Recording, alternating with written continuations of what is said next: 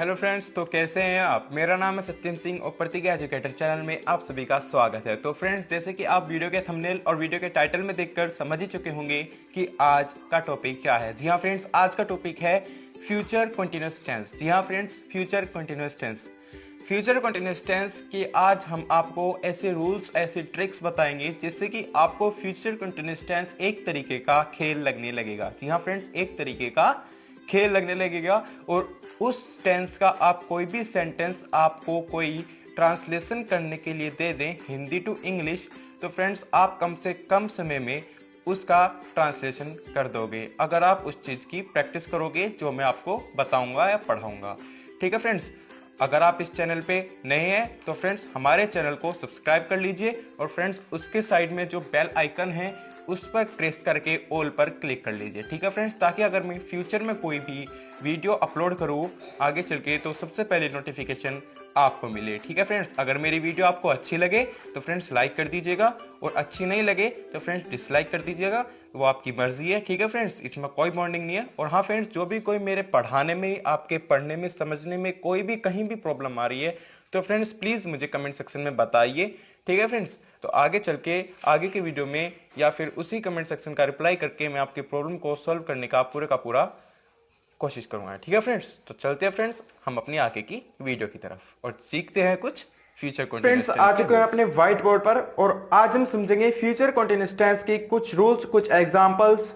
जी हाँ फ्रेंड्स, जिससे कि आप फ्यूचर कंटीन्यूअस टेंस का कोई भी सेंटेंस कम से कम समय में हिंदी टू इंग्लिश ट्रांसलेट कर पाओगे। जी हाँ फ्रेंड्स, तो चलते हैं हम अपने व्हाइट बोर्ड की तरफ और सीखते हैं कुछ रूल्स और कुछ एग्जाम्पल्स। ठीक है फ्रेंड्स, तो देखते हैं।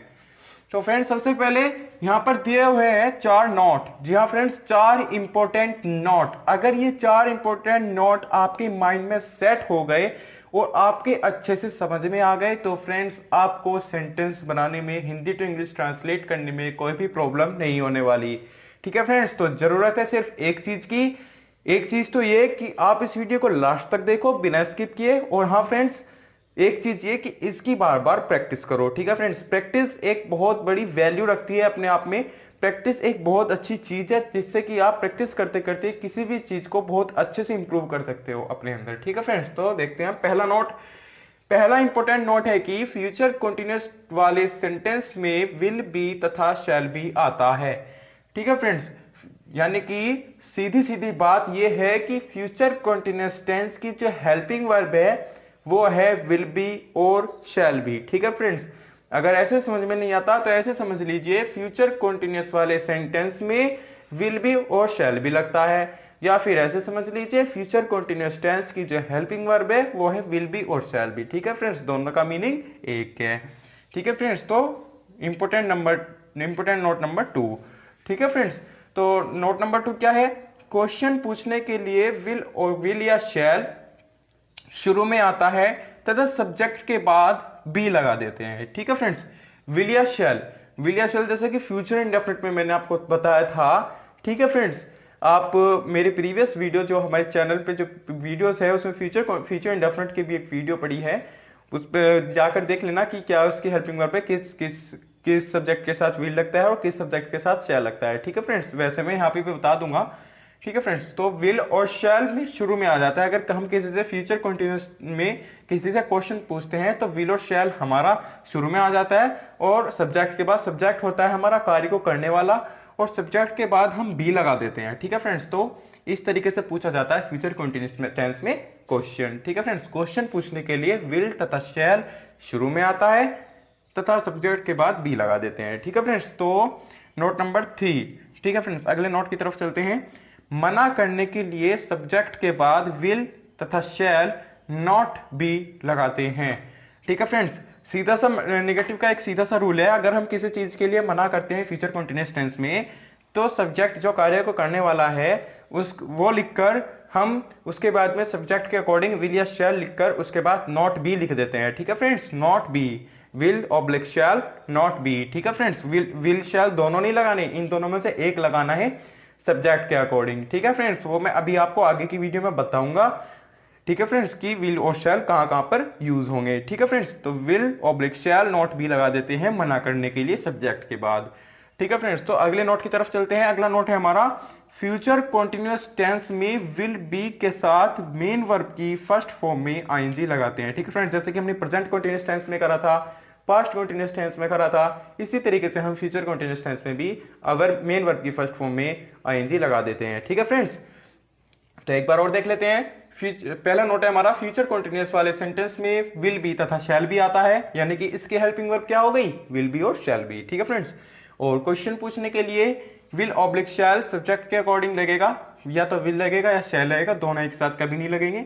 ठीक है फ्रेंड्स, क्वेश्चन पूछने के लिए विल ऑब्लिक शैल शुरू में आता है तथा सब्जेक्ट के बाद बी लगा देते हैं। ठीक है फ्रेंड्स, सब्जेक्ट होता है हमारा कार्य को करने वाला, सबसे पहले विल ऑब्लिक शैल लिखेंगे, फिर सब्जेक्ट लिखेंगे, फिर उसके बाद बी लगा देंगे। ठीक है फ्रेंड्स, उसके बाद जो बचा कुचा है वो लिख देंगे। ठीक है फ्रेंड्स, मना करने के लिए यानी कि नेगेटिव के लिए सब्जेक्ट के बाद विल ऑब्लिक शैल, विल और शैल में से एक चीज लिखकर सब्जेक्ट के अकॉर्डिंग, उसके बाद हम नॉट बी लगाते हैं। ठीक है फ्रेंड्स, सीधा सा नॉट बी लगा देते हैं। ठीक है फ्रेंड्स, और फ्यूचर कॉन्टिन्यूअस में विल बी के साथ, विल बी और शैल बी के साथ मेन वर्ब की फर्स्ट फॉर्म में आईएनजी लगाते हैं। ठीक है फ्रेंड्स, या तो आप इन चारों नोट को नोट कर लीजिए अपनी नोटबुक में, वीडियो को पॉज करके, वीडियो को बैक करके, जैसे भी कुछ करना है नोट कर लीजिए, या फिर अपने माइंड में सेट कर लीजिए। ठीक है फ्रेंड्स, तो ये हो गए मेरे 4 इंपोर्टेंट नोट। और अब हम समझते हैं कि विल और शैल कहां पर यूज होंगे, और कुछ एग्जांपल समझते हैं, जिससे कि आपको बहुत अच्छे से प्रैक्टिस और नॉलेज हो जाएगी फ्यूचर कॉन्टिन्यूअस टेंस के बारे में। ठीक है फ्रेंड्स, तो चलते हैं हम अपनी आगे की। तो फ्रेंड्स देखते हैं अब हम विल और शैल कहां पर और किस सब्जेक्ट के साथ कहां पर लगेगा। ठीक है फ्रेंड्स, और कुछ एग्जांपल समझते हैं, जिससे कि आप उन एग्जांपल्स की प्रैक्टिस कर करके आप फ्यूचर कॉन्टिन्यूअस का कोई भी सेंटेंस कम से कम समय में ट्रांसलेशन कर पाओगे हिंदी टू इंग्लिश। ठीक है फ्रेंड्स, तो देखते हैं। तो फ्रेंड्स, फ्यूचर कॉन्टिन्यूअस के कुछ एग्जांपल्स, पहले कुछ एग्जांपल्स समझ लेते हैं, पहले सिंपल के एग्जांपल्स समझ लेते हैं। ठीक है फ्रेंड्स, जैसे कि यहाँ पे 2 एग्जांपल दिए हुए हैं, ही विल बी प्लेइंग, ठीक है फ्रेंड्स, और वी शैल बी प्लेइंग। ठीक है फ्रेंड्स, तो ही विल बी प्लेइंग, तो ही क्या हो गया, सब्जेक्ट, क्योंकि ही विल बी प्लेइंग, कौन खेल रहा होगा, ही खेल रहा होगा, तो सब्जेक्ट क्या हो गया, ही, तो ही विल बी। तो अभी नोट में हमने क्या पढ़ा था, सब्जेक्ट के बाद क्या लगाते हैं, विल बी और शैल बी लगाते हैं। ठीक है फ्रेंड्स, सब्जेक्ट के अनुसार, तो ही विल बी और फिर प्लेइंग आ गया। प्लेइंग क्यों आ गया, क्योंकि हमने सबसे लास्ट वाले नोट में क्या पढ़ा था कि फ्यूचर कॉन्टिन्यूअस में विल बी और शैल बी के बाद मेन वर्ब की फर्स्ट फॉर्म में आईएनजी लगाते हैं। ठीक है फ्रेंड्स, तो मेन वर्ब क्या होती है, मुख्य क्रिया जो सेंटेंस में कार्य हो रहा है। ठीक है फ्रेंड्स, तो इसमें क्या कार्य हो रहा है, प्ले, यानी कि खेलना, तो क्या हो गया, प्ले, और प्ले में आईएनजी लगा देंगे, मेन वर्ब की फर्स्ट फॉर्म में आईएनजी लगा देंगे, तो क्या बन जाएगा, प्लेइंग। ठीक है फ्रेंड्स, तो क्या बन जाएगा पूरा sentence, he will be playing, वह खेल रहा होगा। ठीक है फ्रेंड्स, अब इसी तरीके से वी शैल बी प्लेइंग। ठीक है फ्रेंड्स, शैल बी के बाद प्लेइंग, और सब्जेक्ट क्या है इसमें, वी, क्योंकि कौन खेल रहे होंगे, हम खेल रहे होंगे, तो हम की इंग्लिश वी। ठीक है फ्रेंड्स, ऐसे निगेटिव के देख लीजिए। निगेटिव के लिए हमने नोट में क्या पढ़ा था कि सब्जेक्ट के बाद फ्यूचर कॉन्टिन्यूअस टेंस में सब्जेक्ट के बाद हम will oblique shell not B लगा देते हैं। विल शैल में से कोई एक लगाएंगे जो सब्जेक्ट के अनुसार। ठीक है फ्रेंड्स, वो मैं आगे बताऊंगा कि ही विल, तो फिर ये एग्जांपल देख लेते हैं। He will not be playing, we shall not be playing, वह नहीं खेल रहा होगा, हम नहीं खेल रहे होंगे। ठीक है फ्रेंड्स, तो वह नहीं खेल रहा होगा, कौन नहीं खेल रहा होगा, वह, तो वह की इंग्लिश क्या आ गई, ही, तो सब्जेक्ट क्या हो गया, ही, फिर विल लगा दिया, फिर नॉट बी लगा दिया, फिर प्ले, मेन वर्ब की फर्स्ट फॉर्म प्ले, और उसमें आईएनजी लगा दी, तो क्या बन गया, प्लेइंग, तो क्या हो गया, he will not be playing. ठीक है फ्रेंड्स, तो इसी तरीके से we shall not be playing, हम नहीं खेल रहे होंगे, हम की इंग्लिश वी, क्योंकि सब्जेक्ट क्या है, हम, तो हम की इंग्लिश वी लगा दिया, फिर शैल नॉट बी। ठीक है फ्रेंड्स, शैल नॉट बी, और प्ले, प्ले मेन वर्ब की फर्स्ट फॉर्म हो गई, उसमें लगा दिया हमने आईएनजी, तो क्या हो गया, प्लेइंग, तो क्या हो गया पूरा sentence, we shall not be playing. ठीक है फ्रेंड्स, तो इंटरोगेटिव, इंटरोगेटिव यानी कि क्वेश्चन पूछने के लिए, क्वेश्चन पूछने के लिए हमने क्या पढ़ा था, सबसे पहला नोट हमने पढ़ा था कि विल और शैल इन दोनों में से कोई एक सेंटेंस के शुरू में आ जाता है जब हम हिंदी टू इंग्लिश ट्रांसलेशन करते हैं, और उसके बाद सब्जेक्ट आता है, फिर बी आता है। ठीक है फ्रेंड्स, और फिर जो बचा कुचा रह जाता है वो लिख देते हैं। ठीक है फ्रेंड्स, तो देख लेते हैं उसका एग्जांपल। जैसे कि हमने यहाँ पे 2 एग्जांपल दिए हैं, will he not be playing और shall we not be playing. ठीक है फ्रेंड्स, क्या वह नहीं खेल रहा होगा, ठीक है फ्रेंड्स, क्या वह नहीं खेल रहा होगा, तो उसकी इंग्लिश क्या बनाएंगे, सबसे पहले हम विल और शैल में से कोई एक लिख लेंगे। ठीक है फ्रेंड्स, तो विल लिख लिया हमने सब्जेक्ट के अकॉर्डिंग, फिर ही लगा दिया। ठीक है फ्रेंड्स, और फिर नॉट, क्योंकि नहीं की इंग्लिश क्या लगाएंगे हम, नॉट, तो सब्जेक्ट के तुरंत बाद हम नॉट लगा देंगे, फिर उसके बाद बी लगाएंगे, फिर मेन वर्ब की फर्स्ट फॉर्म। ठीक है फ्रेंड्स, मेन वर्ब की फर्स्ट फॉर्म जो कि मुख्य क्रिया है जो सेंटेंस में कार्य हो रहा है, इसमें खेलना कार्य हो रहा है तो उसकी मेन वर्ब की फर्स्ट फॉर्म लगा देंगे प्ले, फिर उसमें आईएनजी जोड़ देंगे। ठीक है फ्रेंड्स, तो क्या हो जाएगा, will he not be playing.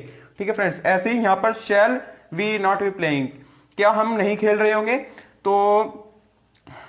तो फिर हमने यहाँ पर शैल लगा दिया सब्जेक्ट के अकॉर्डिंग। ठीक है फ्रेंड्स, फिर उसके बाद हमने सब्जेक्ट लगा दिया, सब्जेक्ट क्या है वी, हम, फिर उसके बाद नहीं की इंग्लिश नोट लगा दिया।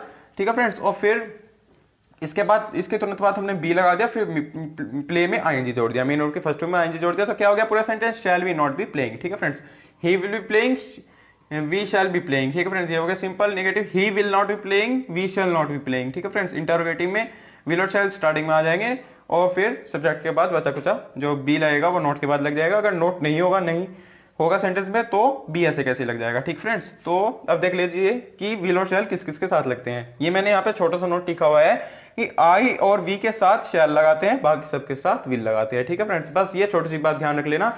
अगर कोई सेंटेंस यानी कि मेरी बात हो रही है खुद की, तो आई के साथ हमेशा शैल लगाएंगे, और वी के साथ जहां पे हमारी बात हो रही है हम, तो उसकी इंग्लिश वी होगी तो वी के साथ हमेशा शैल लगाएंगे। ठीक है फ्रेंड्स, बाकी सबके साथ विल लगाएंगे। और आप फ्रेंड्स फ्यूचर की एक और कंडीशन है, बहुत अच्छी कंडीशन है, अगर कोई भी मतलब मेरी बात हो रही है और मैं अपने अंदर बहुत कॉन्फिडेंट हूं कि हाँ भाई मुझे गोल अचीव करना है, जैसे कि आपने कोई फिल्मों में कोई डायलॉग सुनते हो कि मैं तुझे मार दूंगा, कि अक्सर हीरो विलन को कहता है कि मैं तुझे मार दूंगा, तो फ्रेंड्स उसका जो है उसका इंग्लिश वर्ड क्या होता है, उसका हिंदी टू इंग्लिश ट्रांसलेशन करने के तो क्या बनेगा, आई विल किल यू। ठीक है फ्रेंड्स, आपने ज्यादातर सुना ही होगा कि इसके इंग्लिश क्या होगी, आई विल किल यू।